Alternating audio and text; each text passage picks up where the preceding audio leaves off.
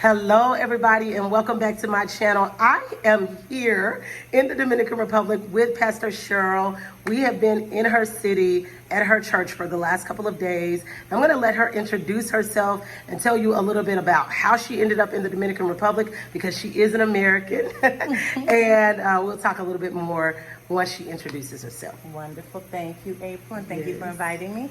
My name is Cherilyn Perez. I'm pastoring here in the Dominican Republic. Our little town is called Baitoa, and I'm just happy to be here with my little friend April. I'm glad you're here.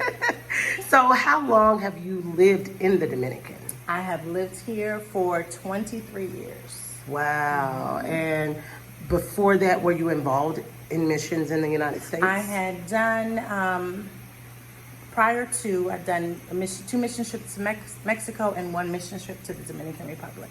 Okay. When you were young, did you see yourself doing this? Not at all. I think I always had a desire to travel. Okay. I had a desire for, and a passion just for nations. And when I received the Lord, He just began to open that passion up even more so. So I know I did not see myself living outside the United States as long as I have. No, I have not. Right. That is amazing. Do you see yourself going to other nations? And I do. Probably not staying as long as I have stayed here, but maybe going in, helping to start a work, and then going on to another nation. And moving on. Very similar to Evangelist Felicia Foster. And many of you on my channel know Evangelist Foster. I've worked with her through the Journey to Destiny Ministries and the Church of God in Christ Journey Centers around the world. And she goes into a country, she sets up a Journey Center. She may stay there anywhere from 2 to 5 years, and then she moves on to another country. And so that's similar to the work that she does. I know that you have children of your own. Yes. Beautiful children. She has a lovely family. Her husband is also here with her, and he is a Dominican, and they have such a beautiful ministry here. But you also have a school. Can you tell us a little bit about your school? Yes, we have a school called Colegio Un Lugar de Esperanza, which means a place of hope. And that's what we really try to bring into the community, hope, for them to understand that Jesus is the only hope. Give them, biblical foundations as well as academics. Excellent. And so this week, the Church of God in Christ Youth on a Mission team was here. Phenomenal and team. It has been amazing. This is my first time coming to this part of the country, and I cannot come back to the Dominican and not come to that's Baitoa. right. I have to come back to this come city back. and be a part of the work that you're doing here. How has this experience been for you? You all have been wonderful.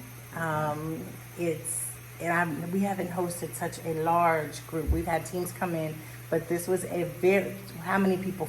Really a total at one point, probably 40 people. Yeah. And they've been amazing. The heart of service, the joy that they have in doing the work and serving and helping. It's been a wonderful experience. That is amazing. And I'm Wonderful. so glad that I was a part of this team to come here and partner with Pastora and just see God do the things that He's done.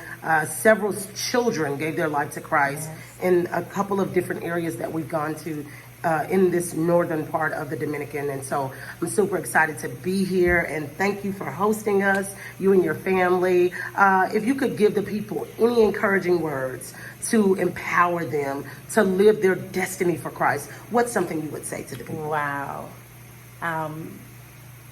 Submit to what God is saying to you, what He's speaking to your heart. And sometimes you just got to take a step of faith. Not sometimes, it's all the time. Right. Because things might appear to be scary. You might not want to. God is calling you. He's speaking to your heart. Like, how am I going to do it? How is this going to happen? Trust Him. Submit to His voice. Submit to the calling. And God He opens doors. And you will feel so fulfilled and blessed in your life. See, it's not just me. Right. Obey God, submit to Him, and He will fulfill you. I'm not just saying something. This is what anybody who is living out their destiny will tell you. When you submit to God, He will fulfill you in every way. Well, I want to thank you so much for joining me for this short interview, and just want to encourage the people, keep doing what God is calling you to do. Go after God with your whole heart and say yes to the Father. And I promise you, he'll do what needs to be done in your life. I love you. Y'all know how I do it. God bless. And remember, every day with Jesus is sweeter than the day before. Bye, everyone. Bye-bye.